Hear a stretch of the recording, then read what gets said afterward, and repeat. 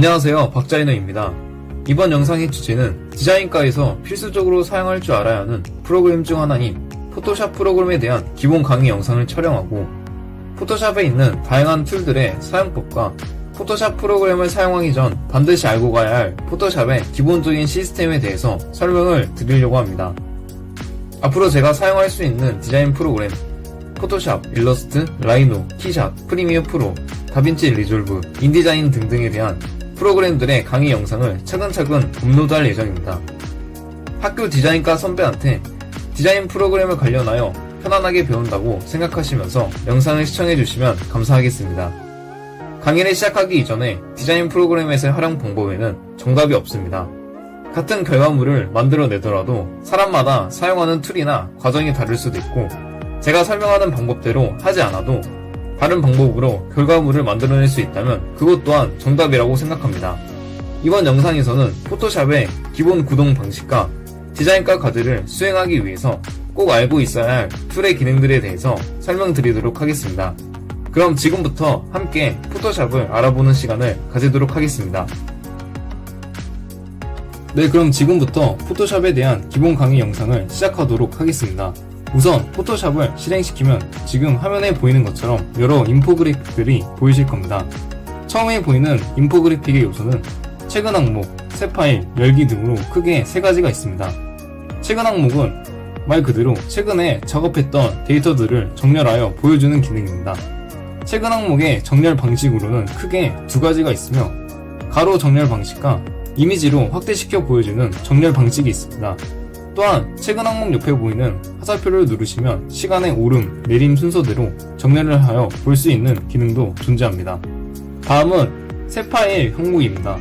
새 파일은 사용자, 즉 디자이너 본인이 작업할 종이의 규격을 설정하고 해당 종이 위에 여러 작업을 하는 항목이라고 생각하시면 됩니다. 또한 종이의 규격을 설정할 때 규격의 단위와 세로, 가로 방향, 해상도, 색상 모드 등 다양한 조건을 적용시킬 수 있습니다. 모든 조건을 세팅한 후에는 만들기 버튼을 눌러 세팅한 종이를 활성화시킵니다. 이 이후에는 디자이너가 디자인하고 싶은 여러 도형, 형태, 그래픽 요소들을 활용하여 자유롭게 디자인 작업을 하게 됩니다. 기본 툴 중에서 사각형 선택 윤곽 도구를 클릭하여 사각형의 프레임을 생성할 수도 있고 원형 윤곽 도구를 클릭하여 원형의 프레임을 생성할 수도 있습니다. 해당 프레임을 생성한 후에는 Alt 딜리트 키를 누르시면 정경색으로 색상이 채워지게 됩니다. 반대로 Ctrl 딜리트 키를 누르게 되면 배경색으로 설정한 색상이 채워지게 됩니다. 자, 여기서 눈치가 빠르신 분들은 벌써 눈치를 채셨겠지만 포토샵의 색상에는 정경색과 배경색이라는 개념이 존재합니다. 좌측 라인에 위치한 툴 중에서 사각형 형태의 색상이 채워진 것들이 보이게 될 겁니다. 해당 인포그래픽은 우리가 그림을 그릴 때 사용하는 팔레트라고 생각을 하시면 됩니다. 앞에 위치한 색상이 정경색이 되고 뒤에 위치한 색상이 배경색이 되는 것입니다. 해당 색상은 얼마든지 디자이너가 원하는 색상으로 변경할 수 있으며 정경색과 배경색의 색상 또한 자유롭게 변경이 가능합니다.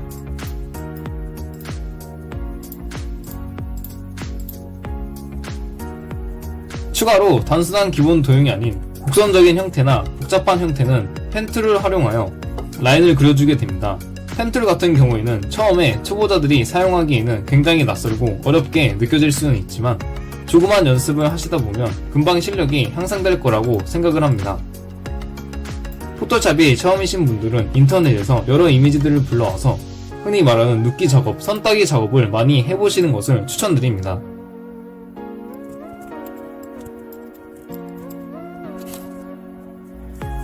이제 본격적으로 사진을 편집하는 부분으로 넘어가 보도록 하겠습니다. 사실 포토샵에서는 아까처럼 새 파일 항목에서 종이를 아트보드를 열어서 작업을 하는 경우보다는 새 파일 아래에 있는 열기 항목에서 이미지 혹은 사진을 열어서 사진 편집을 하는 경우가 더 많습니다. 새 파일에서 활용되는 여러가지 편집은 일러스트로 작업하는 것이 훨씬 편리하고 용이합니다. 저 같은 경우에는 사진 보정 혹은 사진 편집은 포토샵으로 작업을 하고 그 후에 해당 이미지를 일러스트로 불러와서 여러가지 레이아웃, 디자인 판넬 등의 작업을 하게 됩니다. 자, 그렇다면 지금부터 포토샵에서 사진을 편집할 때 사용되는 기본적인 것들에 대해서 강의를 하도록 하겠습니다.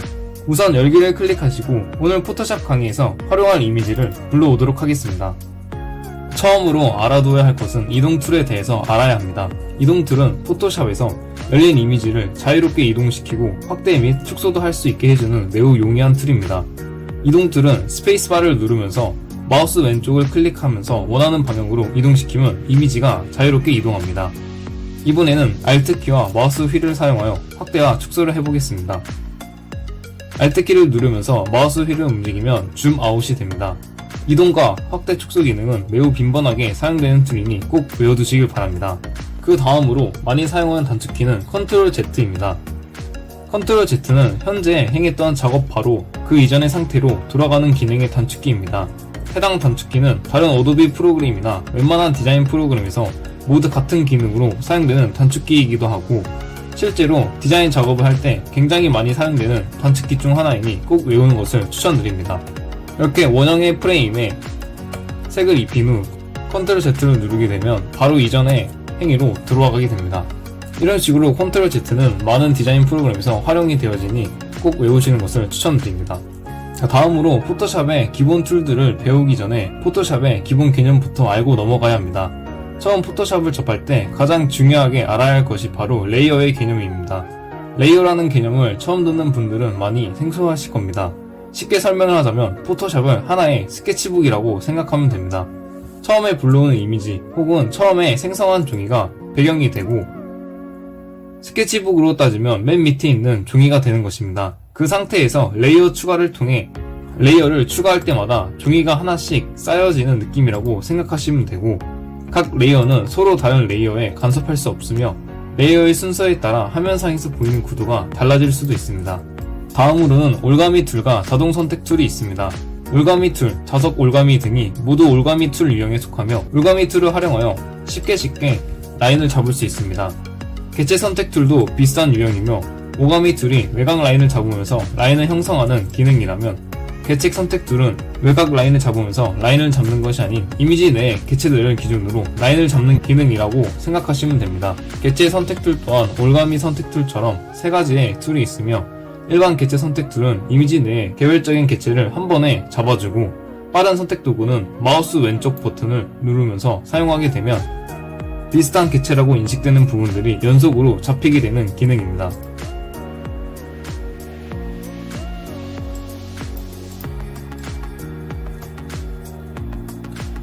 또한 자동 선택 도구는 한 번의 클릭으로 비슷한 개체가 잡히는 도구입니다. 상황에 따라 편리한 툴은 모두 다르며 개체 선택들은 종종 활용하는 상황이 있어도 올가미 툴은 정확도가 많이 떨어지다 보니 러프하게 부분에 라인을 잡는 것이 아니라면 대부분 펜 툴을 활용하여 정확하게 라인을 잡아주게 됩니다. 이 영상을 보시는 분들도 포토샵에서 올가미와 개체 선택 툴을 한 번씩 사용해 보시길 바랍니다. 다음으로는 자르기 툴입니다. 자르기 도구의 단축키는 C이며 툴을 활성화하게 되면 외곽에 윤곽선이 생성됩니다. 마우스 왼쪽 버튼으로 해당 윤곽선을 자신이 자르고 싶은 영역만큼 설정을 하고 난 후에 엔터키를 누르게 되면 해당 프레임에 보이는 이미지가 그대로 잘리게 됩니다. 자르기 도구에서도 여러 개의 자르기 툴이 있으며 디자인 작업 상황에 따라 어떤 툴을 활용할지는 디자이너가 판단해야 합니다. 다음은 스포이드 툴입니다. 스포이드 툴의 기능은 포토샵을 통해 열어놓은 이미지 중에서 원하는 색상, 적용해야 할 색상을 손쉽게 가져오는 기능입니다. 즉 이미지에서 필요한 색상을 스포이드처럼 찍으면 좌측에 있는 정경색의 색상이 해당 색상으로 적용이 되는 것을 실시간으로 볼 수 있습니다. 스포이드 도구는 실제 디자인 작업 시에 굉장히 많이 사용되는 툴 중에 하나이므로 꼭 기억을 하시고 넘어가시기를 바랍니다.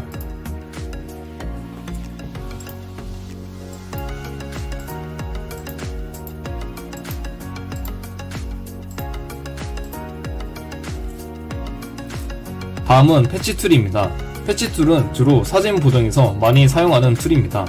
패치 툴을 활용하여 잔주름을 없애거나 주변에 지저분한 이미지들을 깨끗하게 만들 수 있습니다.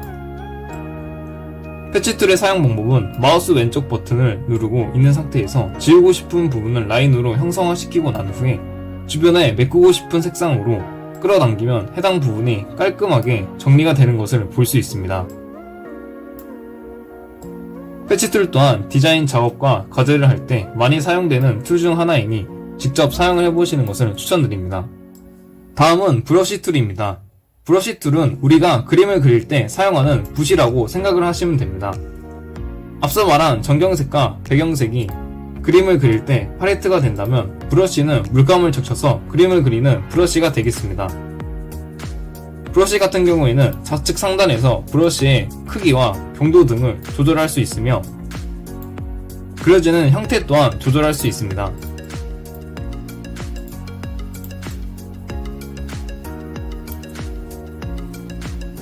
브러쉬는 해당 디자인에 맞게 디자이너가 상황에 맞게끔 적절하게 판단하여 여러 방면으로 활용이 가능한 툴입니다. 또한 브러쉬 크기를 간편하게 조절할 수 있는 단축키는 대괄호키로 쉽게 크기를 조절할 수 있습니다.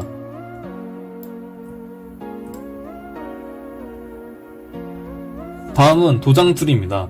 도장 툴은 이미지에서 선택된 객체를 도장 스탬프로 찍어내는 기능의 툴이라고 생각하시면 됩니다.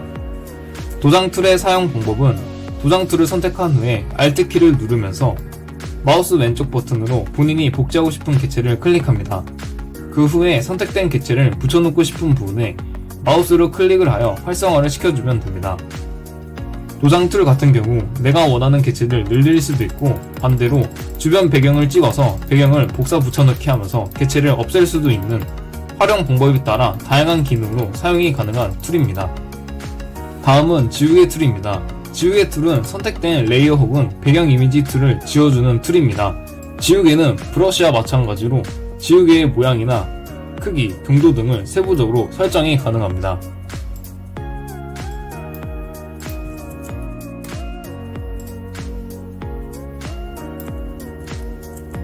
다음은 그레이디언트 툴입니다. 그레이디언트 툴은 우리가 흔히 알고 있는 그라데이션 효과를 주는 툴이라고 생각하시면 됩니다. 그레이디언트 툴의 사용법은 마우스 왼쪽 버튼으로 시작점과 끝점을 드래그를 하게 되면 해당 색상에 그라데이션이 적용됩니다. 그레이디언트의 색상 적용은 좌측 상단에 보이는 색상을 클릭하여 디자이너의 판단하에 여러 색상을 적용할 수 있고 색상의 기수를 추가하여 더욱 풍부한 그라데이션 효과를 줄 수도 있습니다.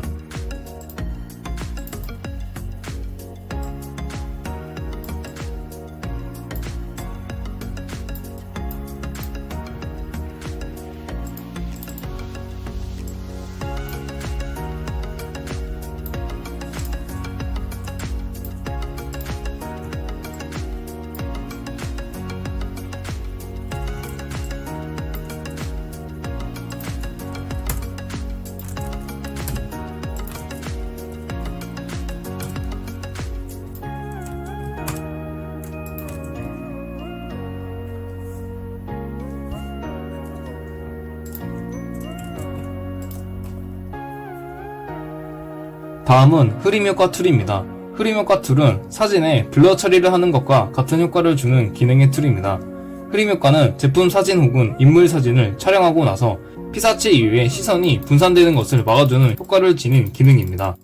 흐림 효과를 통해 이미지의 분위기나 디자이너가 강조하고 싶은 메인 주제부를 더욱 강조할 수 있습니다. 화면에 보이는 것처럼 흐림 효과 툴을 적용하게 되면 마우스 왼쪽 버튼을 클릭한 적용된 부분들이 점점 흐려지는 것을 볼 수 있습니다. 다음은 텍스트 툴입니다.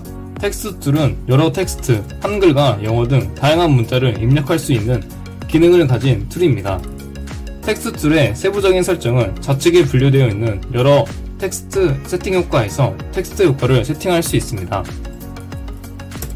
텍스트 폰트, 텍스트 크기, 우측 정렬, 가운데 정렬, 좌측 정렬 등 색상 적용 등으로 텍스트의 효과를 적용할 수 있습니다.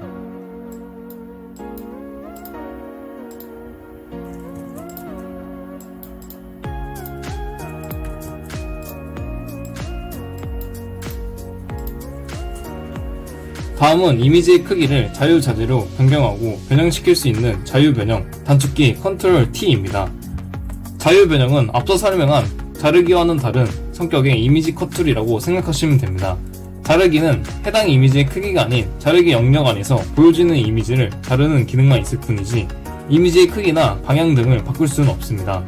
하지만 자유 변형은 이미지의 크기를 자유자재로 변경할 수 있고 이미지의 위치 또한 자유롭게 변경할 수 있습니다.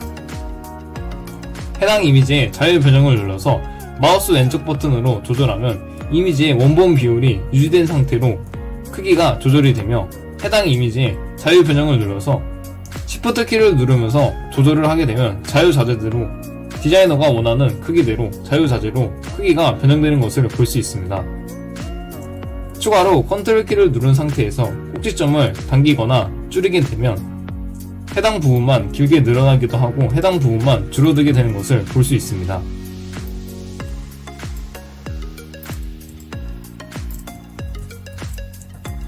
이렇게 자유 변형으로 이미지에 다양한 변화를 줄 수가 있습니다. 다음은 이미지의 밝기와 채도 등을 조절하는 기능을 가진 커브와 섀도우 툴입니다. 좌측 상단에 이미지 목록에 들어가서 조정에 들어가면 여러가지 툴들이 존재합니다. 이번 영상에서는 그 중에서도 가장 보편적으로 많이 사용하고 디자인 작업 시에 꼭 알고 있어야 할 곡선과 섀도우 등을 설명하도록 하겠습니다. 먼저 곡선, 영문판에서는 커브로 나와 있는 툴을 활성화시키게 되면 이렇게 그래프가 보이게 될 겁니다. 해당 그래프의 상단을 위로 올리면 이미지가 밝아지고 하단을 아래로 내리면 이미지가 어두워집니다. 이러한 밝기 조절을 통하여 밝기를 더 밝게, 어둡기를 더 어둡게 할 수도 있고 다양하게 활용이 가능한 중요한 툴이라고 볼 수 있겠습니다. 그 다음은 색조와 섀도우 툴입니다. 섀도우 툴은 활성화하게 되면 여러가지 옵션이 나오게 됩니다. 해당 옵션을 좌우로 움직이면서 이미지에 맞는 섀도우와 색조를 적용시킬 수 있습니다. 해당 툴도 유용하게 사용되는 툴 중 하나이니 포토샵이 있는 분들은 한 번쯤 연습을 삼아서 직접 해보시는 것을 추천드립니다.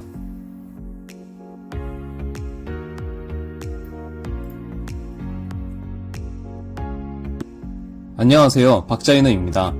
이번 영상의 주제는 사진과 이미지 편집을 하기 위해 필수적으로 사용할 줄 알아야 하는 프로그램 중 하나인 포토샵 프로그램에 대해서 저번에 올려드린 기본 강의 영상을 많은 분들이 관심을 가져주셔서 기본 강의에서 더 나아가서 사진 눕기 따는 방법과 그림자 효과 넣기 방법들을 알려드리려고 합니다.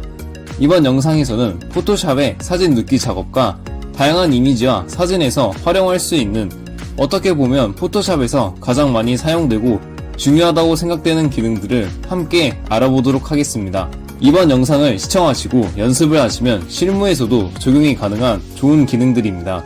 강의를 시작하기 이전에 포토샵 기본, 기초 강의를 보시지 않았던 분들은 먼저 제 채널의 포토샵 기본 강의 영상을 시청하신 후에 해당 영상을 보셔야 더 빠르게 이해가 되실 수 있으니 먼저 기본 강의를 시청 후에 해당 영상을 이어서 시청해 주시면 되겠습니다. 다시 한번 주제를 정리하자면 이번 영상에서는 포토샵에서 사진 눕기 작업과 그림자 효과 넣기 순으로 두 가지를 순차적으로 배워보는 시간을 가지는 것이 오늘 영상의 주제라고 생각해 주시면 되겠습니다. 그럼 지금부터 함께 포토샵을 조금 더 세부적으로 알아보는 시간을 가지겠습니다. 네, 그럼 지금부터 포토샵으로 눕기 작업과 그림자 효과를 줄 수 있는 기능들의 강의 영상을 시작하도록 하겠습니다. 저는 여러분들이 제 채널에 업로드 되어 있는 포토샵 기본 강의 영상을 시청했다는 가정하에 설명을 드리도록 하겠습니다. 오늘 제가 알려드릴 포토샵의 기능들은 크게 두 가지로 사진과 이미지의 눕기를 딸 수 있는 여러 기능들의 활용 방법과 눕기 작업이 완료된 이미지에 그림자 효과를 자연스럽고 쉽게 줄 수 있는 효과들을 알려드릴 예정입니다. 기본 강의에서도 간략하게 설명을 했었던 것도 있고 아닌 것도 있는 주제들이지만 이번 영상에서는 해당 기능들을 조금 더 자세하게 알아보도록 하겠습니다.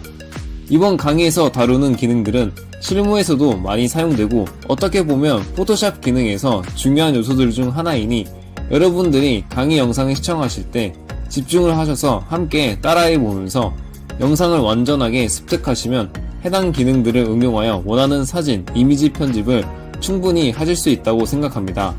자, 그러면 지금부터 포토샵 프로그램을 통해서 사진 눕기 따는 방법과 그림자 효과를 넣는 방법에 대해서 알아보도록 하겠습니다. 먼저 포토샵에서 사진 혹은 이미지의 눕기를 따는 방법을 알려드리도록 하겠습니다.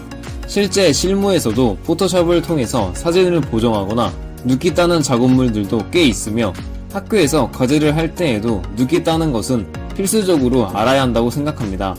혹시라도 눕기 작업이라는 것이 무엇인지 잘 모르시는 분들이 있을까봐 설명을 해드리자면, 사진 눕기 작업이라는 것은 내가 원하는 사진 혹은 이미지를 내가 원하는 형태와 크기로 오려내는 작업이라고 생각을 하시면 됩니다.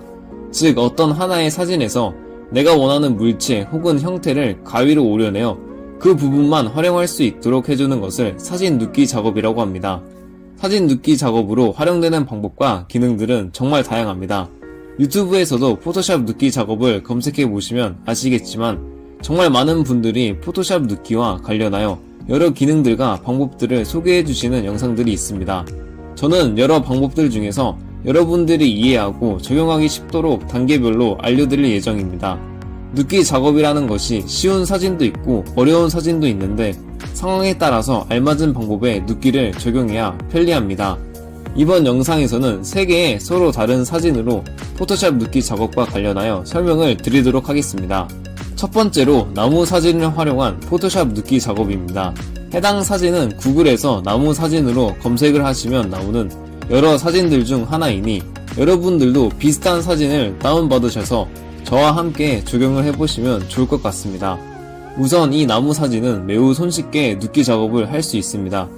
눕기 작업 난이도 중에서도 가장 낮은 난이도로 해당 사진을 포토샵으로 불러오신 후에 레이어의 잠금을 해제해 주시고, 레이어 빈 여백을 더블 클릭하시게 되면 레이어 스타일이라는 하나의 창이 뜨게 됩니다.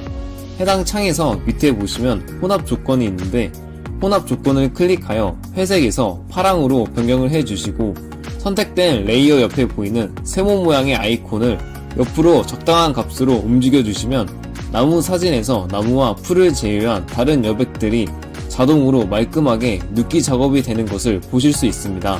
또한 더 세부적으로 알려드릴 내용으로는 세모 모양의 아이콘을 Alt키를 누르신 후에 클릭을 하게 되면 절반 모양으로 쪼개어지는데, 해당 아이콘을 움직이면서 보다 더 세부적으로 섬세하게 눕기 작업을 하실 수 있습니다. 그러고 나서 적당 값으로 조절이 된 것 같다 싶으면 확인을 누르셔서 눕기 작업을 완료합니다. 그러면 눕기 작업이 완료된 이미지가 따로 움직이고 분리가 되어 있는 것을 확인하실 수 있습니다. 이렇게 눕기 작업을 완료하고 나서 보다 더 활용할 수 있는 방법으로는 하늘이나 주변 배경의 사진을 가져와서 다른 느낌으로 배경을 채워주는 작업입니다.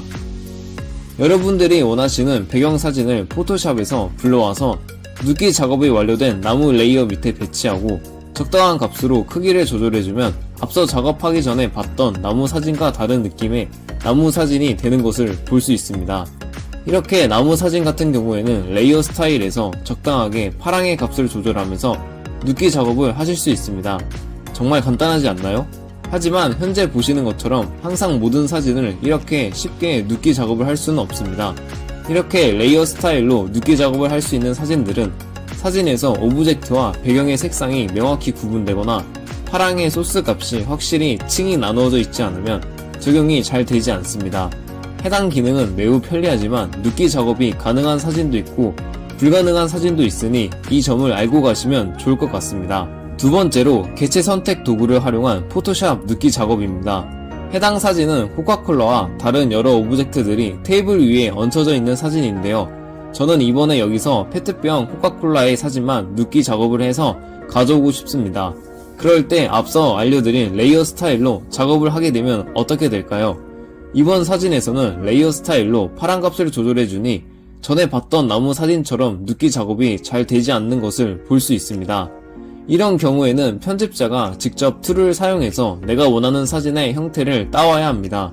그럴 때 사용하는 툴들이 여러 가지가 있는데, 여기서는 개체 선택 도구를 활용하여 콜라 눕기 작업을 하도록 하겠습니다. 개체 선택 도구는 포토샵 좌측 메뉴바에서 자동 선택 도구를 클릭하시면 여러 기능들이 있습니다. 해당 기능들 중에서 개체 선택 도구를 클릭하여 내가 오려내고 싶은 눕기 작업을 하고 싶은 개체 혹은 오브젝트에 마우스를 가져다 대면 파란색 영역으로 눕기 작업이 될 영역들이 미리 보기 형태로 보이게 되고, 적당하게 눕기 작업이 될 것 같다고 생각이 드시면 해당 개체를 클릭하시게 되면 잠깐의 로딩 시간이 지난 후에 자동으로 내가 클릭을 하였던 개체, 즉 파란색 영역의 개체 주위에 점선들이 생기는 것을 보실 수 있습니다. 이렇게 되면 눕기 작업이 완료된 것이고 여기서 커맨드 J를 눌러서 눕기 작업이 된 폴라를 복사해 줍니다. 그 다음에는 밑에 있는 처음에 불러온 사진 레이어를 버려주고 나서 눕기 작업이 완료된 폴라 사진을 여러 방면으로 활용을 하시면 됩니다. 자동 선택 도구에 있는 개체 선택 도구 또한 매우 편리하게 눕기 작업을 완료할 수 있습니다. 다만 개체 선택 도구의 단점으로는 앞서 설명드린 레이어 스타일처럼 편집자가 원하는 형태로 사진이나 이미지의 눕기 작업을 할 수가 없을 수도 있다는 것입니다. 개체 선택 도구는 자동으로 영역이 잡히는 것이기 때문에 편집자가 세세하게 컨트롤할 수 없는 부분이 조금 아쉬운 단점이라고 볼 수 있습니다. 하지만 그래도 개체 선택 도구는 초보자 분들도 손쉽게 별다른 편집 기술 없이 눕기 작업을 할 수 있다는 매우 큰 장점이 있습니다. 세 번째로 다각형 올가미 도구를 활용한 포토샵 눕기 작업입니다. 해당 사진은 헤어 드라이기를 포함하여 여러 관련된 제품들이 사진 한 장에 들어있는 제품을 소개하는 사진입니다. 이번에는 해당 사진에서 다른 관련된 제품은 제외하고 헤어드라이기만 눕기 작업을 해보도록 하겠습니다. 올가미 도구를 활용한 눕기 작업은 앞서 설명해드린 눕기 작업들처럼 간단하게 완료되는 것은 아닙니다. 앞서 보신 것처럼 한 번의 클릭이나 단순한 동작으로 눕기 작업이 되는 것이 아니라 올가미 도구는 마우스로 하나하나의 포인트를 찍으면서 내가 따고자 하는 형태의 외곽 라인을 그린다는 느낌으로 점과 선들을 연결하면서 수작업으로 진행이 되는 눕기 작업입니다. 모든 사진들이 앞서 설명해드린 레이어 스타일과 자동 선택 툴로 해결이 된다면 편리하겠지만 간단한 사진이 아닌 실제로 실무에서 작업을 해야 하는 눕기 사진들과 이미지들은 조금 복잡한 경우나 자동 툴로 눕기 작업이 깔끔하게 안 될 때가 더 많습니다. 그래서 간단한 사진을 쉽고 섬세하게 눕기 작업을 하지 않아도 되는 상황이라면 앞서 설명해드린 두 가지 방법으로 하셔도 충분하지만 조금 어려운 사진이나 복잡한 사진 같은 경우에는 시간이 조금 걸리더라도 올가미 툴 혹은 마스크 모드를 활용하여 타블렛으로 브러쉬를 활성화하여 색칠하듯이 눕기 작업을 하는 방법으로 하시는 것이 좋습니다. 먼저 다각형 올가미 도구로 눕기 작업을 하는 방법을 알려드리도록 하겠습니다. 포토샵 좌측 상단에 있는 메뉴바에서 다각형 올가미 도구를 선택하고 내가 따고자 하는 형태의 외곽 라인을 그려주시면 됩니다. 외곽 라인을 그리는 방법은 마우스 왼쪽 버튼으로 한 번씩 클릭을 하면서 꼭지점과 선들을 이어주는 느낌으로 외곽 라인을 그대로 그려주시면 됩니다. 여기서 한 가지 알아두시면 좋은 것은 상단에 보시면 패더 값이 있습니다. 올가미 도구를 활용해서 눕기 작업을 하다 보면 올가미 도구가 선으로 그려져서 외곽 라인이 딱딱하거나 부자연스럽게 오려질 때가 있는데 패더 값을 조금 주고 올가미 도구를 활용해서 눕기 작업을 하게 되면 외곽 라인이 부드럽게 살짝 가우시안 효과가 먹혀서 오려지게 되는 효과를 줄 수 있습니다. 패더 값은 너무 많이 줄 필요는 없고 보통 3 이하로 주는데 상황마다 다르기 때문에 여러분들의 상황에 맞게끔 여러 번 적용해 보면서 적당한 패더 값을 찾으면 되겠습니다. 또한 한 가지 팁을 더 드리자면 Shift 키를 누르고 올가미 툴을 사용하시게 되면 올가미 툴 아이콘 옆에 플러스 모양이 생기면서 기존의 올가미 툴로 그렸던 점선 영역에서 새로 그린 부분을 추가할 수 있습니다. 반대로 Alt 키를 누르면서 올가미 툴을 사용하시게 되면 마이너스 모양이 생기면서 기존의 올가미 툴로 그렸던 점선 영역에서 새로 그린 부분의 영역을 뺄 수 있습니다. 이런 방법으로 올가미 툴로 섬세하게 작업이 가능해서 실제 실무에서는 자동 선택 툴보다는 섬세한 작업이 필요할 때에는 올가미 툴로 작업을 하는 경우가 더 많습니다. 물론 간단한 사진이나 쉽게 눕기를 딸 수 있는 것들은 쉽게 자동 선택 툴이나 레이어 스타일을 사용하기도 합니다. 추가로 타블렛으로도 눕기 작업을 할 수 있는데 그 방법을 알려드리도록 하겠습니다. 마우스를 사용하시는 분들이 아니라 디자인 회사나 디자인실에서 일하는 디자이너 분들은 타블렛을 사용하시는 분들이 꽤 있습니다. 혹은 지금 제 영상을 보시는 분들 중에서도 타블렛을 사용하시는 분들이 있을 수도 있으니 그 부분도 함께 설명을 하겠습니다. 우선 내가 눕기 작업을 하고자 하는 사진을 포토샵에서 불러와서 포토샵 상단 메뉴바에서 선택이 있을 겁니다. 선택을 누르면 여러 옵션들이 보이는데 여기서 피사체를 누르게 되면 사진에서 피사체 하나가 자동으로 잡히게 됩니다. 그 다음으로는 포토샵 좌측에 있는 메뉴바에서 하단에 보시면 빠른 마스크 모드로 편집이 보이실 겁니다. 혹은 단축키 Q를 누르면 아까 선택된 피사체를 제외한 부분이 하나의 색상 필터처럼 깔리게 됩니다. 그 다음에 포토샵 메뉴바에 있는 브러쉬를 활성화시키고 타블렛을 활용하여 눕기 작업을 하고자 하는 부분을 칠해주게 되면 색상 필터가 지워지면서 사진 원본의 이미지가 브러쉬에 칠해진 영역만큼 보여지게 됩니다. 필터가 벗겨지는 부분은 눕기 작업이 되는 영역이고 필터로 칠해져 있는 부분은 눕기 작업이 되지 않는 영역이라고 생각하시면 됩니다. 브러쉬의 유형이나 브러쉬의 크기 또한 조절할 수 있고 정경색을 화이트로 하셔야 필터를 지울 수 있습니다. 반대로 정경색을 블랙으로 설정을 하게 되면 필터를 칠하게 됩니다.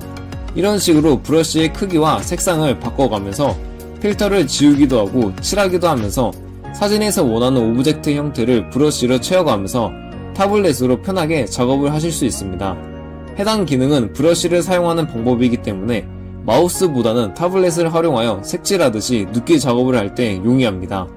작업이 모두 되었다고 생각이 들면 다시 빠른 마스크 실행을 한 번 더 눌러주게 되면 표준 모드로 실행으로 되면서 화이트 색상으로 필터를 지워낸 부분이 점선으로 영역 표시가 된 것을 볼 수 있습니다. 그러고 나서 앞서 설명드린 눕기 작업들과 마찬가지로 커맨드 J를 눌러서 눕기 작업이 완료된 사진을 복사를 해주고 나서 해당 이미지를 다양한 방면으로 활용을 하시면 되겠습니다. 다음으로 눕기 작업이 완료된 이미지를 가지고 그림자 효과를 넣는 방법을 알려드리도록 하겠습니다. 눕기 작업으로 오려낸 사진에 그림자를 넣는 방법으로는 크게 두 가지가 있습니다. 하나의 쉐입이나 도형을 만들어서 그림자를 만드는 방법과 오려낸 이미지 형태를 그대로 활용하여 뒤에 비치는 효과처럼 그림자 효과를 줄 수 있는 방법이 있습니다. 우선 윤곽 선택 도구를 활용하여 간단하게 그림자를 넣는 방법을 알려드리도록 하겠습니다. 우선 작업을 시작하기 전에 포토샵 우측 하단에서 플러스 모양을 클릭하여 레이어를 하나 추가해 주도록 하겠습니다. 추가한 레이어는 눕기 작업을 완료한 사진 밑에 순서로 바꿔줍니다. 그 이유는 그림자는 오브젝트 밑에 깔려야 하기 때문에 보이는 순서를 포토샵 레이어에서 미리 설정을 해 주어야 합니다. 그러고 나서 포토샵 좌측에 있는 메뉴바에서 윤곽 선택 도구를 선택하고 그 중에서 원형 윤곽 선택 도구를 클릭하여 그림자를 넣을 오브젝트 아래에 적당한 크기로 타원형의 원을 그려줍니다. 그리고 나서 원에 검은색을 채워줄 겁니다. 색상을 채우는 방법으로는 우선 정경색을 블랙으로 설정하고 Alt키와 백스페이스를 누르게 되면 윤곽선 안에 색상이 정경색인 블랙으로 채워지게 됩니다. 다음으로 Ctrl D를 눌러서 윤곽선을 해제를 한 다음에 포토샵 상단 메뉴바에서 필터를 클릭하고 흐림 효과에 들어가셔서 가우시안 흐림 효과를 활성화시켜줍니다. 그러고 나서는 가우시안 흐림 효과 창에서 픽셀 값을 적당한 값으로 조절을 해주시면 자연스럽게 타원형으로 맺히는 그림자처럼 효과를 적용시킬 수 있습니다. 이런 방법으로 다양한 형태의 그림자를 만들 수 있습니다. 지금 보여드리는 그림자는 오브젝트의 형상 그대로의 그림자가 뒤에 비치는 효과를 알려드릴 겁니다. 마찬가지로 눕기 작업이 완료된 사진 레이어를 준비하고 해당 레이어를 하나 복사해줍니다. 레이어 복사는 커맨드 J를 누르시면 빠르게 복사를 할 수 있습니다. 그러고 나서 Alt키를 누른 상태에서 Shift키를 같이 눌러주면서 백스페이스를 누르시면 정경색으로 해당 오브젝트가 채워지게 됩니다. 그 후에 해당 레이어를 밑으로 내리고 나서 뒤에 비치는 그림자로 표현을 할 거니까 위치를 살짝 움직여줍니다.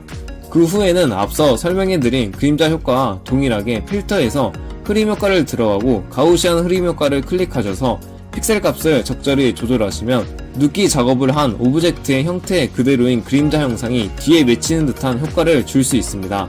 이렇게 포토샵에서 그림자를 넣는 대표적인 방법으로는 오브젝트 뒤에 레이어를 깔아두고 해당 레이어에서 오브젝트의 그림자로 표현한 어떠한 형태를 만든 후에 검정 혹은 회색으로 색을 채운 후 가우시안 흐림 효과로 픽셀 값을 조절하여 자연스러운 그림자를 만드는 것이 포토샵의 대표적인 그림자 넣기 효과라고 볼 수 있습니다.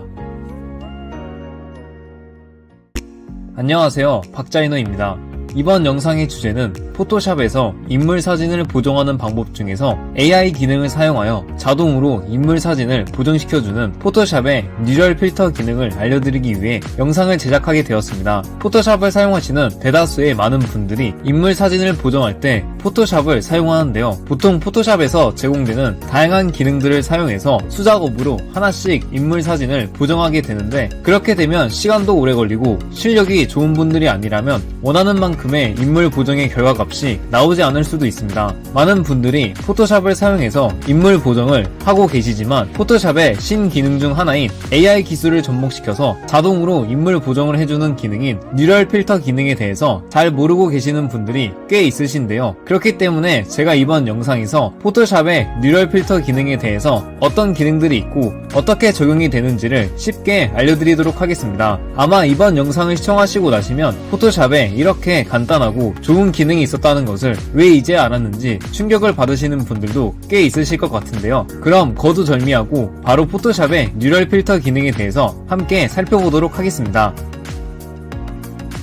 네, 그럼 지금부터 포토샵의 뉴럴 필터 기능이 무엇인지에 대해서 알려드리도록 하겠습니다. 여러분들이 포토샵에서 인물 사진, 즉 사람 얼굴 사진을 포샵하고 수정할 때 주로 스탬프 툴이나 패치 툴 등을 사용하시면서 얼굴에 있는 잡티를 제거하고 그 밖의 다양한 기능들을 사용하시면서 수작업으로 한 땀 한 땀 인물 사진을 보정하셨을 텐데요. 이제는 그럴 필요가 없습니다. 지금 소개해드리는 포토샵의 뉴럴 필터 기능은 AI 기술을 활용하여 포토샵 내에서 인물 사진을 보정하는 편집자가 간단하게 몇 번의 클릭만으로 원하는 결과값을 얻을 수 있도록 도와주는 굉장히 획기적인 기능인데요. 포토샵의 뉴럴 필터 기능은 포토샵 2022 버전부터 있으니 뉴럴 필터 기능을 사용하실 분들은 포토샵 프로그램 버전을 2022 버전 이상으로 맞춰주셔야 된다는 점을 참고해주시면 좋을 것 같습니다. 뉴럴 필터 기능은 간단하게 포토샵 내에서 뉴럴 필터로 들어가서 클라우드에서 여러 추천 및 베타 필터를 간단하게 다운로드해서 바로 사용을 할 수 있습니다. 사용하기 위한 준비 과정도 어렵지 않고 사용하는 방법도 어렵지 않으니 지금까지 포토샵의 뉴럴 필터 기능을 잘 모르셨던 분들은 꼭 포토샵 뉴럴 필터 기능을 사용해보시는 것을 추천드립니다.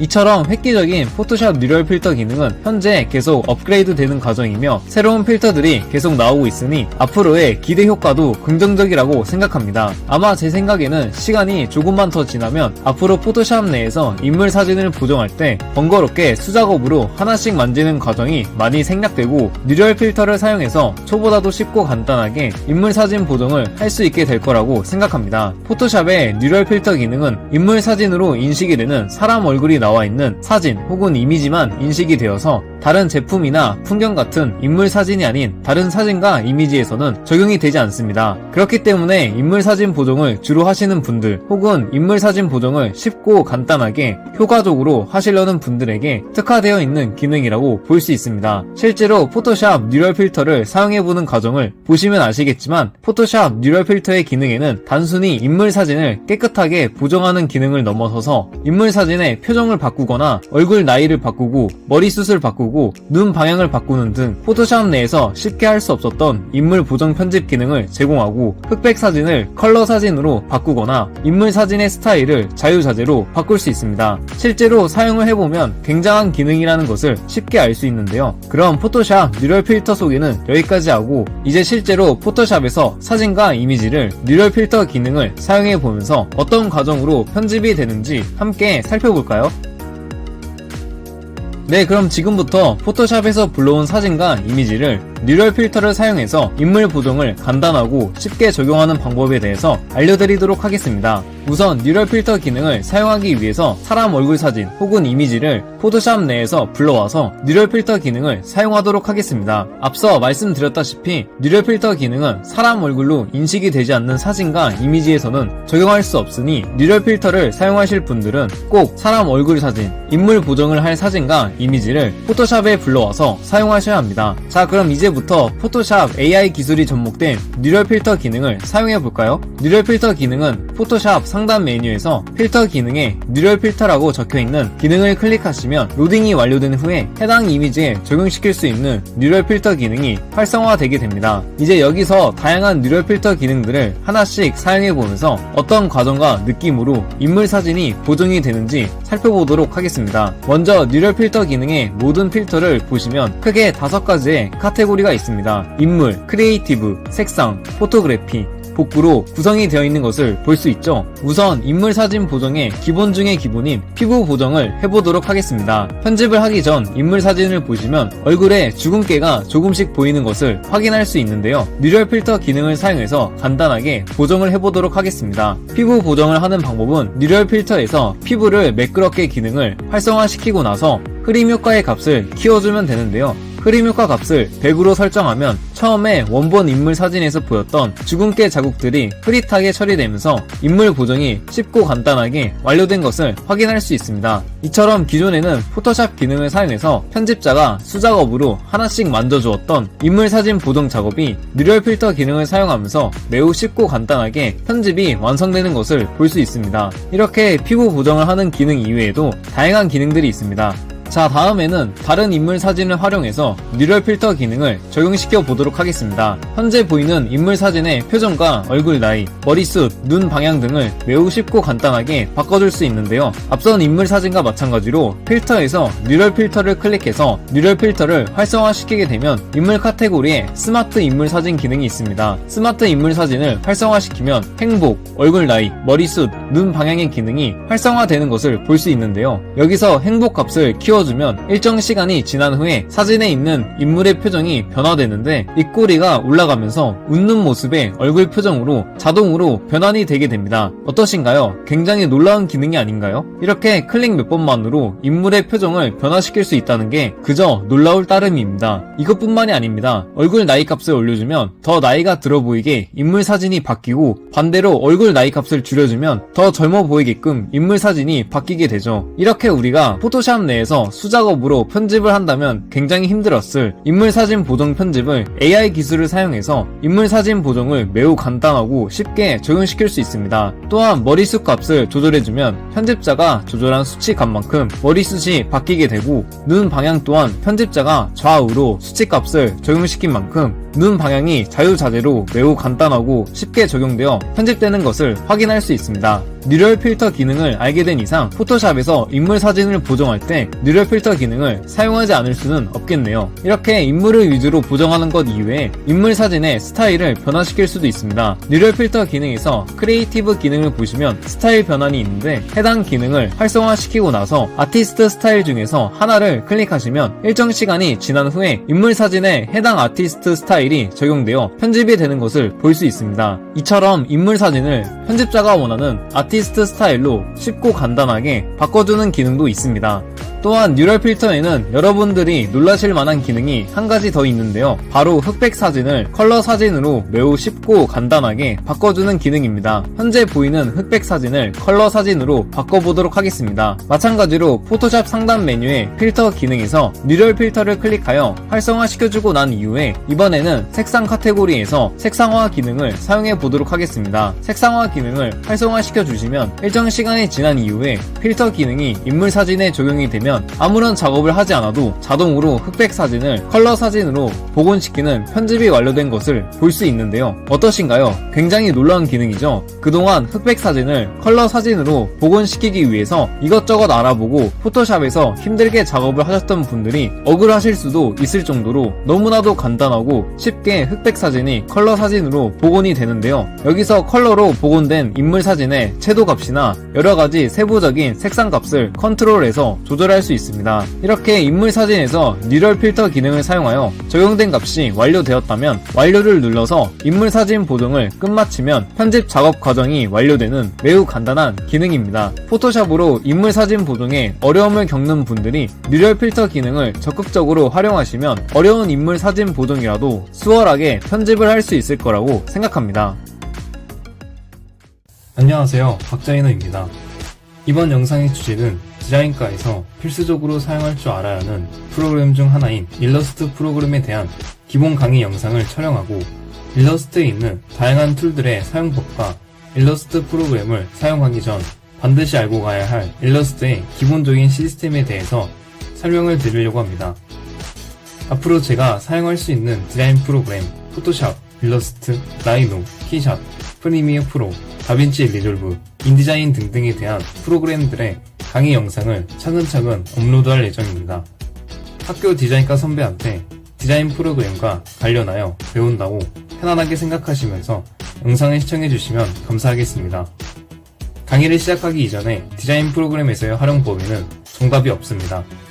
같은 결과물을 만들어내더라도 사람마다 사용하는 툴이나 과정이 다를 수도 있고 제가 설명하는 방법대로 하지 않아도 다른 방법으로 결과물을 만들어낼 수 있다면 그것 또한 정답입니다.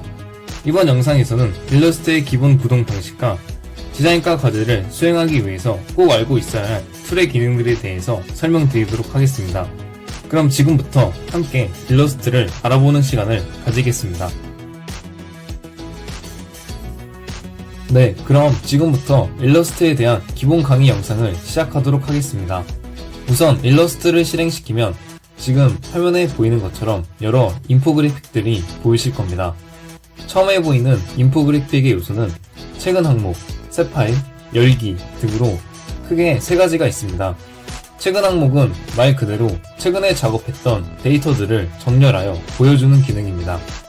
최근 항목의 정렬 방식으로는 크게 두 가지가 있으며 가로 정렬 방식과 이미지로 확대시켜 보여주는 정렬 방식이 있습니다.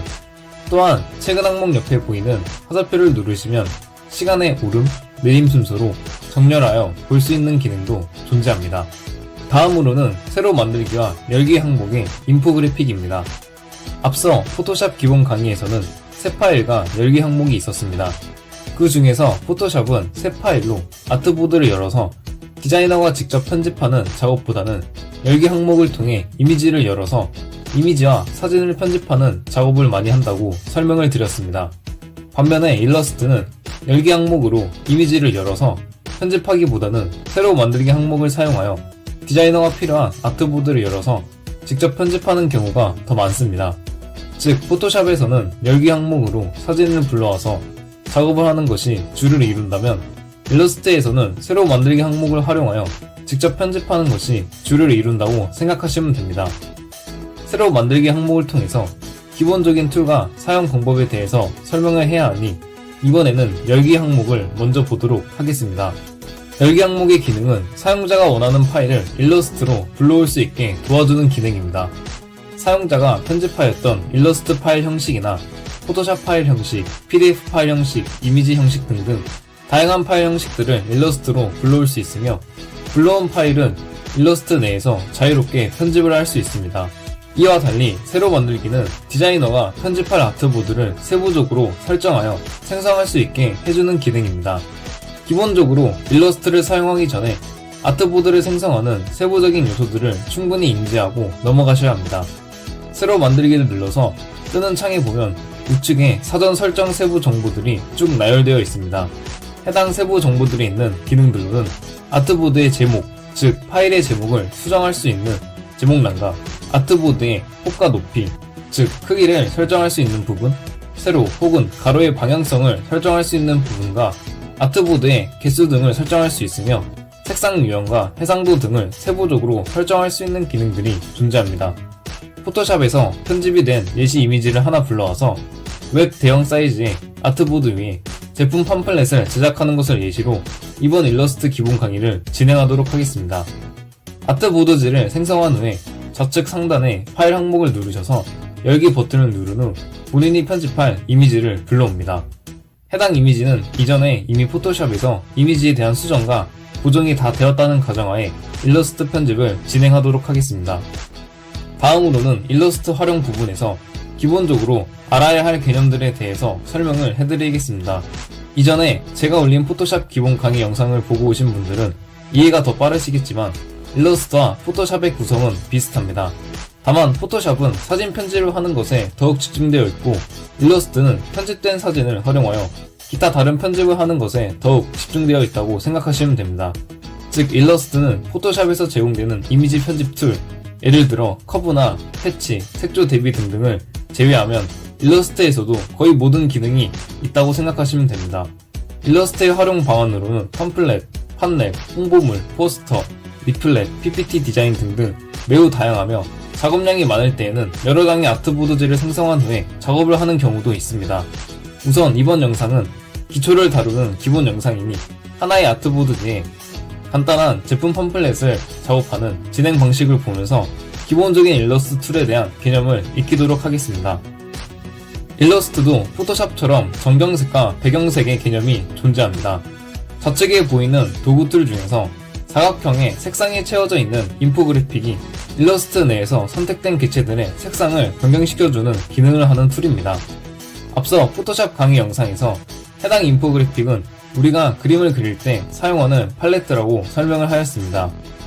현재 보시는 것처럼 색상을 변경하는 것이 실시간으로 적용되는 것을 볼 수 있습니다.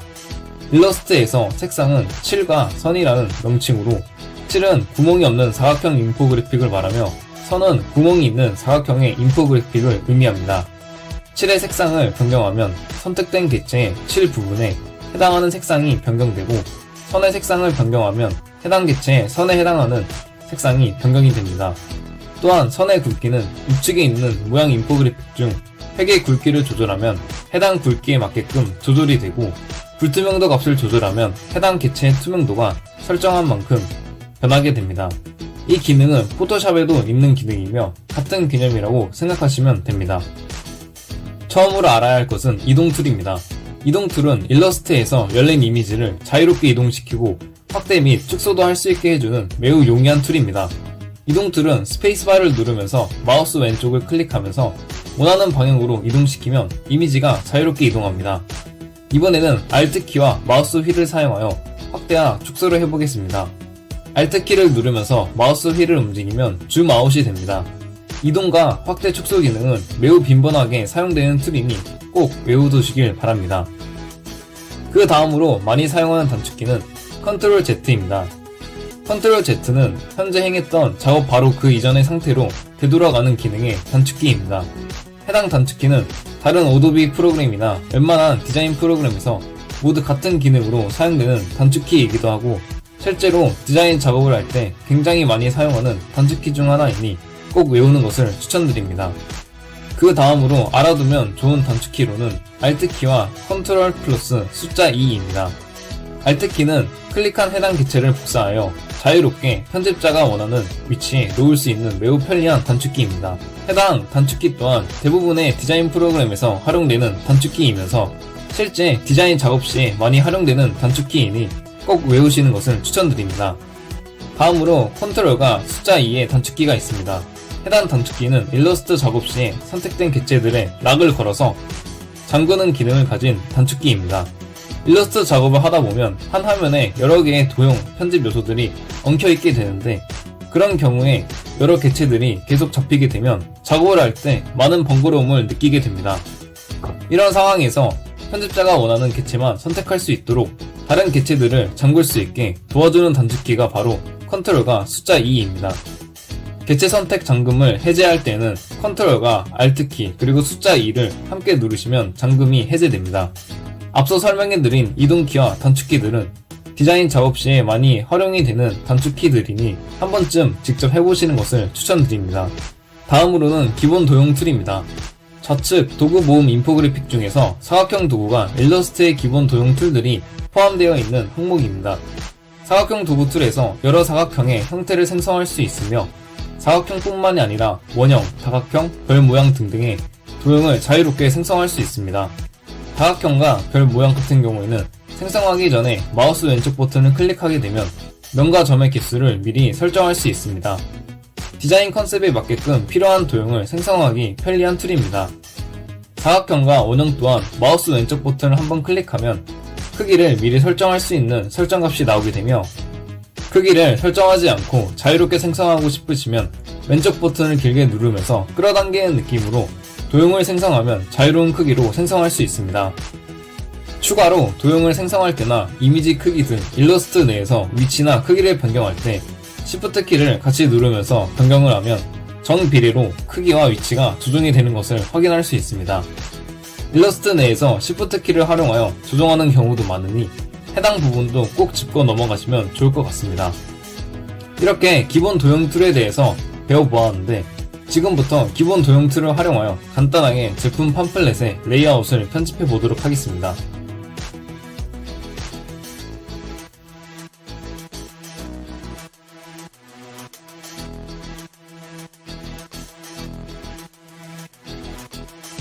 자, 이렇게 편집되는 과정을 보셨는데 객체와 객체가 겹칠 때 이미지의 순서를 어떻게 정렬하는지 궁금하실 겁니다. 객체와 객체가 겹칠 때에는 객체 하나를 마우스 왼쪽 버튼을 한번 클릭 후 우클릭을 하셔서 정돈에 들어가면 4가지 선택 항목이 나오게 됩니다. 이를 통해 편집자가 생각하는 해당 객체의 순서에 맞게끔 순서를 변경할 수 있습니다. 다음으로는 펜툴입니다. 일러스트 프로그램의 핵심 도구 중 하나인 펜툴은 외곽 라인을 연결하거나 편집자가 생각하는 형태를 그리면서 기본 도형에서 표현이 되지 않는 여러 곡선, 형태들을 자유롭게 표현할 수 있는 도구입니다. 펜툴 같은 경우에는 포토샵에도 있는 기능이며, 포토샵에서는 펜툴을 주로 눕기 작업을 할 때 사용한다면, 일러스트의 펜툴은 눕기 작업을 포함하여 일러스트를 편집할 때 필요한 여러 라인이나 형태들을 그리는 기능으로 많은 활용을 하게 됩니다. 펜툴 같은 경우에는 초보자가 사용하기에는 조금 낯설고 어려울 수 있으나 몇 번 연습을 하다 보면 펜툴을 사용하는데 굉장히 익숙해지실 겁니다. 해당 제품, 애플사 제품들의 팜플렛을 디자인하기 위해 먼저 애플의 상징인 사과 모양의 로고의 이미지를 불러와서 펜툴을 활용하여 외곽 라인을 잡고 나서 팜플렛 디자인의 전체적인 분위기와 어울리게 편집을 해주는 방식으로 펜툴을 활용할 수도 있습니다. 다음으로는 브러쉬 툴입니다. 브러쉬 툴은 앞서 설명한 일러스트의 색상판, 칠과 선이 팔레트가 된다면, 브러쉬는 우리가 그림을 그릴 때 사용하는 붓이 된다고 생각하시면 됩니다. 브러쉬 툴의 색상은 좌측에 보이는 색상판에서 구멍이 뚫린 사각형, 선의 색상을 변경해주면 브러쉬의 색상이 변경되게 됩니다. 또한 우측에 있는 속성 항목에서 브러쉬 획의 크기를 설정할 수 있으며 불투명도 또한 조절할 수 있습니다. 추가로 브러쉬 영역에서 브러쉬의 다양한 타입들을 변경하고 설정할 수도 있습니다. 또한 브러쉬 크기를 간편하게 조절할 수 있는 단축키는 대괄호키로 쉽게 크기를 조절할 수 있습니다. 브러쉬의 타입들에는 굉장히 다양한 종류들이 있으며 어떤 브러쉬를 사용하느냐에 따라 디자인의 느낌이 달라지게 됩니다. 다음으로는 텍스트 툴입니다. 텍스트 툴은 여러 텍스트, 한글과 영어 등 다양한 문자를 입력할 수 있는 기능을 가진 툴입니다.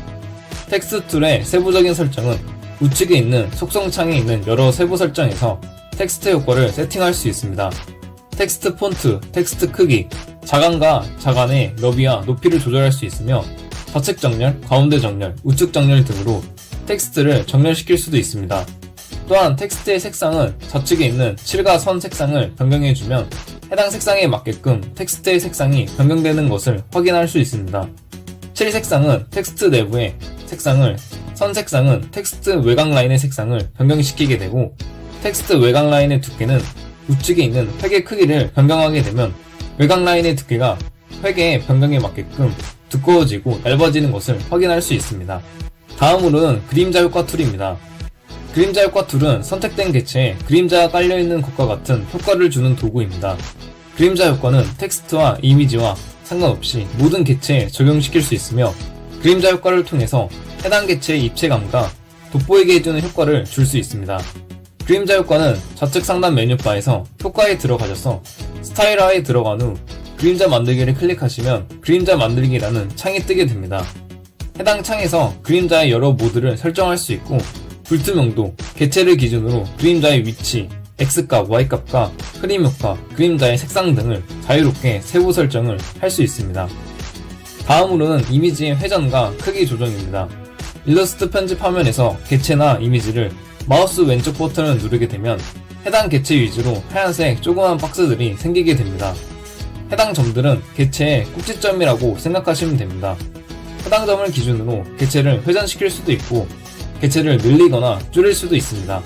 해당 점을 잡고 쭉 늘리면 자유 변형처럼 크기가 줄어들고 늘어나게 되며, Shift 키를 누른 상태에서 적용시키면 정비례의 크기로 조절이 됩니다. 또한 객체의 모서리 부분에 마우스를 갖다 대면 회전 화살표가 생기게 되는데, 해당 점을 기준으로 객체 혹은 이미지를 회전시킬 수도 있습니다. 회전 또한 마찬가지로 Shift 키를 누른 상태에서 회전을 적용시키게 되면 45도, 90도, 135도와 같이 45도의 값으로 회전이 되게 됩니다. 다음으로는 지우개 툴입니다. 지우개 툴은 선택된 객체 혹은 이미지들을 지워주는 툴입니다. 일러스트에서 지우개 툴의 크기 조절은 대괄호로 크기 조절이 가능합니다. 지우개 툴 또한 어떻게 활용하느냐에 따라 지우는 기능의 지우개 툴이 될 수도 있고, 역으로 지우개 툴을 활용하여 여러 효과를 줄 수도 있습니다. 다음으로는 그라디언트 툴입니다. 그라디언트 툴은 우리가 흔히 알고 있는 그라데이션 효과를 주는 툴이라고 생각하시면 됩니다. 일러스트에서 그라디언트 툴은 포토샵의 그레이디언트 툴과는 조금 다른 점이 있습니다. 일러스트에서는 특정 객체를 선택해야만 그라데이션 효과를 줄 수 있습니다. 즉, 이미지 자체에 직접적으로 그라데이션 효과를 주는 것이 아니라 특정 도형이나 객체를 그린 후에 해당 영역을 그라데이션 색상으로 칠한 후에 그 개체를 이미지에 포개어서 불투명도를 주거나 개체와 이미지를 합쳐서 그라데이션 효과를 주는 방법 등으로 활용이 됩니다. 그라디언트 툴의 사용법은 개체를 선택한 후에 그라디언트 툴을 누르게 되면 자동으로 그라디언트 색상이 적용이 되며 그라디언트의 색상 적용은 우측에 보이는 색상을 가로 그래프에서 디자이너의 판단하에 여러 색상을 적용할 수 있고 색상의 개수를 추가하여 더욱 풍부한 그라데이션 효과를 줄 수도 있습니다. 색상 목록이 표기되어 있지 않으신 분들은 상단의 메뉴바 윈도우에 들어가셔서 색상 목록을 활성화시켜주거나 F6을 누르시면 색상 목록이 활성화됩니다. 다음으로는 스포이드 툴입니다. 스포이드 툴의 기능은 일러스트를 통해 열어놓은 이미지 중에서 원하는 색상, 적용해야 할 색상을 손쉽게 가져오는 기능입니다. 즉, 이미지에서 필요한 색상을 스포이드처럼 찍으면 좌측에 있는 7에 해당되는 색상이 해당 색상으로 적용이 됩니다. 스포이드 도구는 실제 디자인 작업 시에 굉장히 많이 사용되는 툴 중에 하나이므로 꼭 기억을 하시고 넘어가시길 바랍니다. 다음으로는 라인의 폭을 넓혀주는 폭 툴입니다. 폭 툴은 펜툴로 그린 라인의 일부분을 잡아서 해당 부분을 기준으로 폭을 넓혀주는 기능의 도구입니다. 폭 툴을 활용하여 일러스트에서 펜 툴을 활용하여 여러 모양의 형태와 라인들을 형성할 수 있는 유용한 도구입니다. 폭 툴과 펜 툴 같은 경우에는 일러스트에서 직접 여러 번 연습을 해보시는 것을 추천드립니다. 다음으로는 혼합 도구 툴입니다. 혼합 도구 툴의 기능은 둘 이상의 개체 간의 모양이나 색상을 변경시켜주는 도구입니다. 혼합 도구는 주로 포스터 디자인에서 많이 활용되는 툴 중에 하나이며 혼합 도구 툴을 사용하여 임팩트 있는 효과와 디자인의 전반적인 느낌을 살릴 수도 강조할 수도 있는 도구 중에 하나입니다. 다음으로는 일러스트, 아트보드를 실시간으로 생성할 수 있게 해주는 대지 툴입니다. 대지 도구 툴의 기능은 일러스트를 처음 시작하기 전에 새로 만들기 항목에서 생성할 때 아트보드 개수를 1개 이상으로 설정하거나 일러스트 작업을 하면서 아트보드를 늘려야 할 때 혹은 다른 크기의 아트보드를 생성해야 할 때 사용되는 도구입니다. 대지 도구를 활용하여 같은 사이즈의 아트보드를 여러 장으로 늘릴 수도 있고 다른 사이즈의 아트보드지를 생성할 수도 있습니다. 대지를 생성할 때 사이즈는 자유분영처럼 편집자가 컨트롤하는 만큼 아트보드 크기를 조절할 수 있으며 우측 메뉴 중 속성 부분에서 사전 설정해 보시면 여러 크기의 종이들의 사이즈가 분류되어 있어서 쉽게 대지를 생성할 수도 있습니다. 안녕하세요, 박자이너입니다. 이번 영상의 주제는 여러분들의 영상을 보다 더 직관적이고 하나의 이미지로 압축시켜서 영상의 의미를 전달할 수 있게 도와주는 유튜브 썸네일 만들기에 대한 것을 주제로 영상 촬영을 계획하였습니다. 현재 많은 분들이 유튜브에 영상을 업로드하고 유튜브를 처음 시작하시는 분들이 많을 거라고 생각하는데요. 영상을 편집하는 것도 굉장히 중요하지만 여러분들이 열심히 잘 만든 영상에 어떤 썸네일을 등록하는지도 굉장히 중요하다고 생각합니다.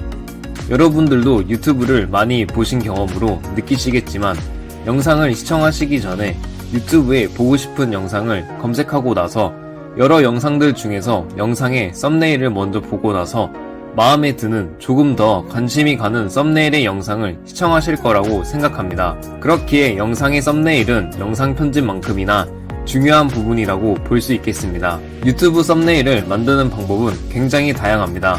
핸드폰 어플로도 썸네일을 만들 수 있고 컴퓨터 프로그램으로도 만들 수 있습니다. 이번 영상에서는 제가 주로 사용하는 디자인 프로그램 중 하나인 일러스트 프로그램을 활용하여 제가 어떻게 제 채널에 업로드하는 썸네일을 만드는지 유튜브 썸네일을 만드는 방법에 대해서 알려드리도록 하겠습니다. 그럼 지금부터 긴 말은 생략하고 유튜브 썸네일을 만들 때 알아야 하는 것들 중에서 여러분들의 유튜브 채널에 정성스럽게 만든 영상을 보다 더 효과적으로 보여줄 수 있는 썸네일을 만드는 과정에 대해서 알려드리도록 하겠습니다.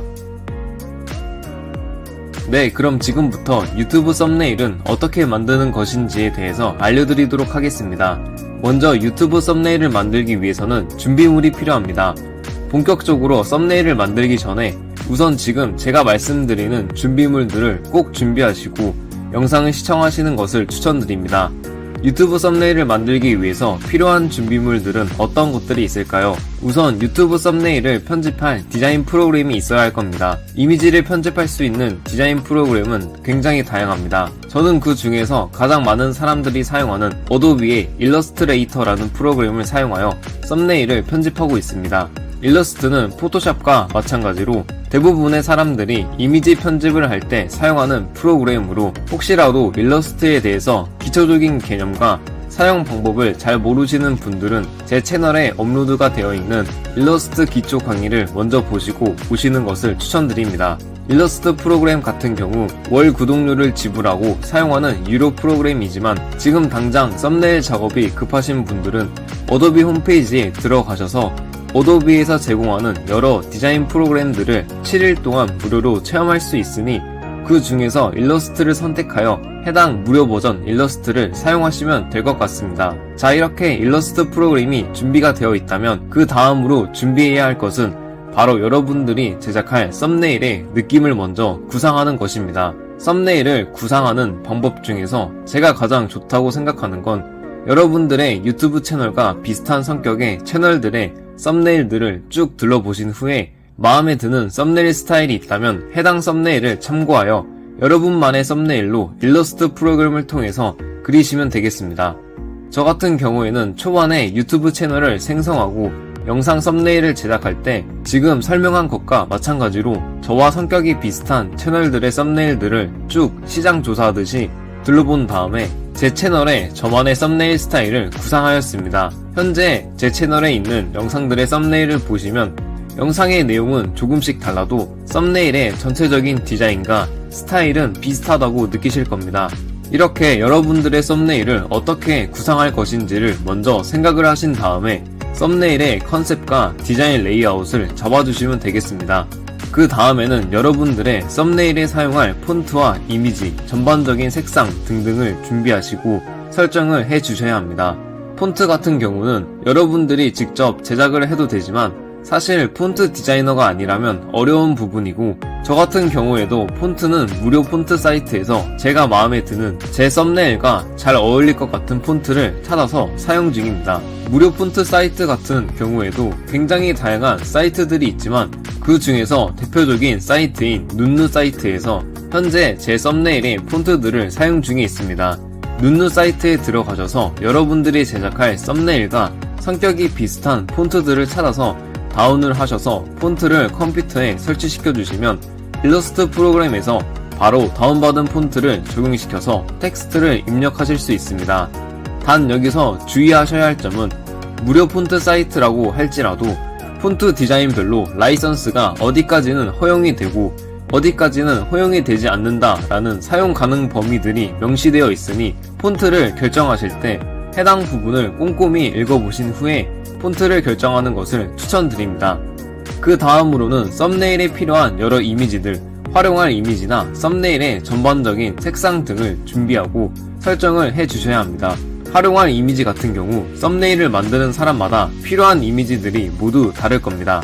영상에서 메인으로 다루는 내용에 따라서 필요한 이미지들이 모두 다르게 되는데 저 같은 경우에는 전반적으로 디자인 프로그램과 디자인과에 대한 것을 메인으로 다루는 영상들이 많아서 저에게 필요한 이미지들은 디자인 프로그램 편집 화면이나 디자인 프로그램 아이콘 등이 필요한 이미지로 분류가 됩니다. 반면에 저와 메인 주제가 다른 분들은 당연히 준비해야 할 이미지들이 다를 것이고 여러분들의 영상 메인 주제에 맞는 이미지들을 미리 준비를 해 두셔야 썸네일 제작 과정에서 별도로 이미지를 다시 하나하나 찾는 번거로움을 없앨 수 있습니다. 또한 색상 같은 경우에는 여러분들이 제작할 썸네일의 전반적인 색상을 미리 구상을 해보는 것을 말합니다. 흰 바탕에 이미지와 폰트를 올려놓을지, 파란 바탕에 이미지와 폰트를 올려놓을지, 아니면 준비한 이미지들과 유사한 색상으로 전반적인 썸네일 이미지의 색상을 설정할 것인지를 구상을 해 놓으시면 썸네일 제작 시에 방향성을 확실히 잡을 수 있어서 편리합니다.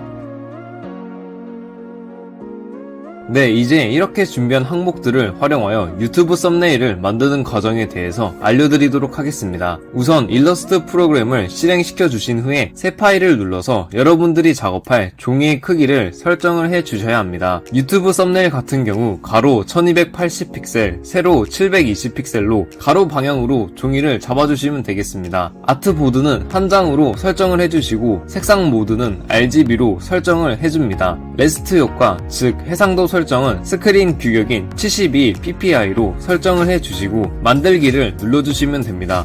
이렇게 썸네일을 작업할 종이를 먼저 세팅을 해주시고 나서 앞서 준비한 여러 준비 항목들을 토대로 여러분들이 상상하는 이미지의 썸네일을 디자인해 주시면 됩니다.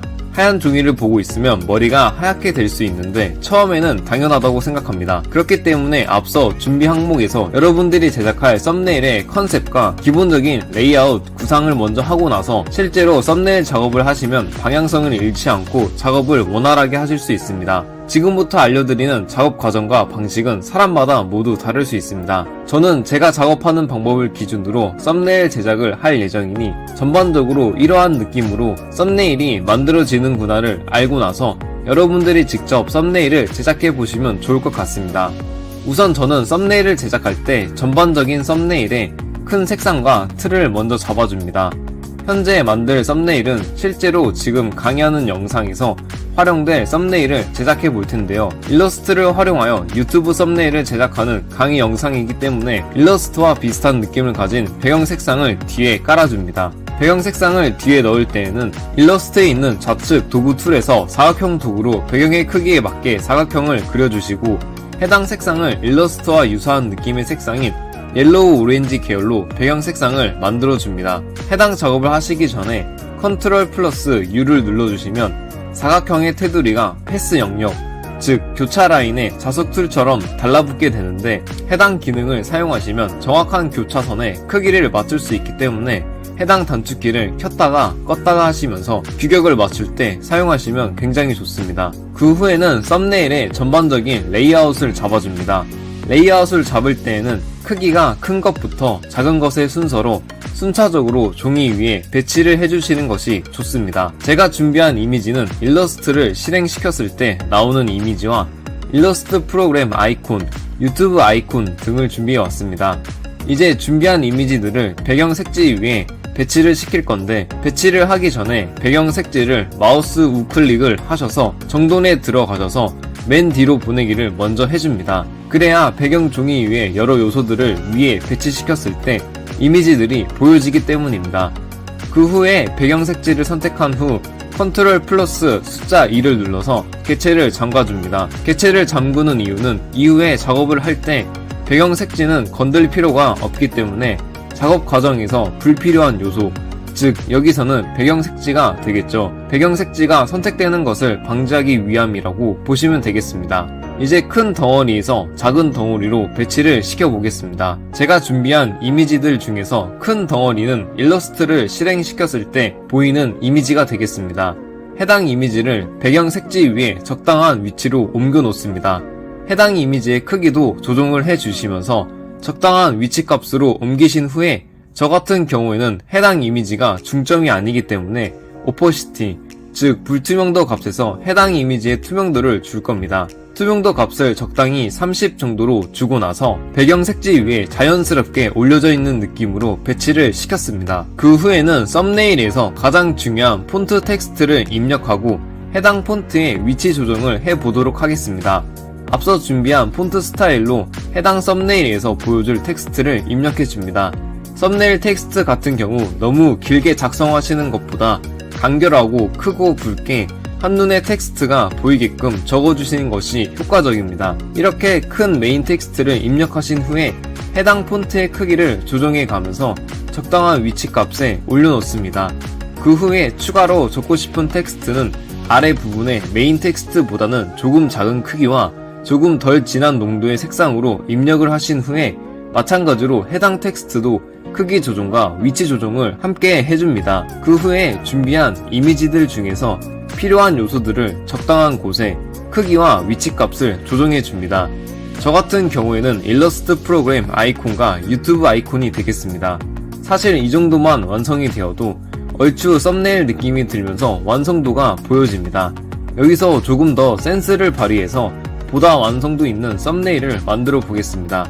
우선 제가 보기에는 현재 보이는 썸네일의 텍스트가 보다 명확하게 보여지는 것 같지는 않습니다.